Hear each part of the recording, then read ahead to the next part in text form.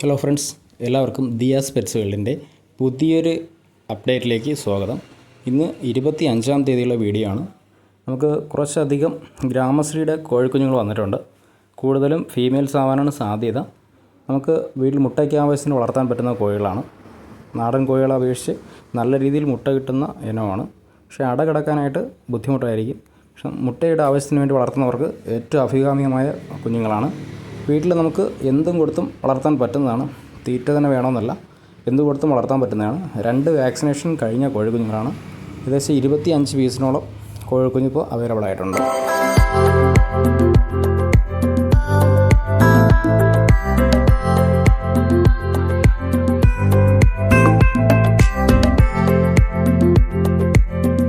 പറവപ്രാവിൻ്റെ നല്ലൊരു കളക്ഷൻസ് വന്നിട്ടുണ്ട്.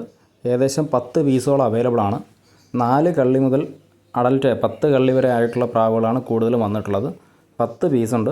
കൂടുതലും ഫീമെയിൽസ് ആണ്. ആവശ്യമുള്ളവർ കോൺടാക്റ്റ് ചെയ്യുക. 10 പീസ് നിലവിൽ അവൈലബിൾ ആയിട്ടുണ്ട്.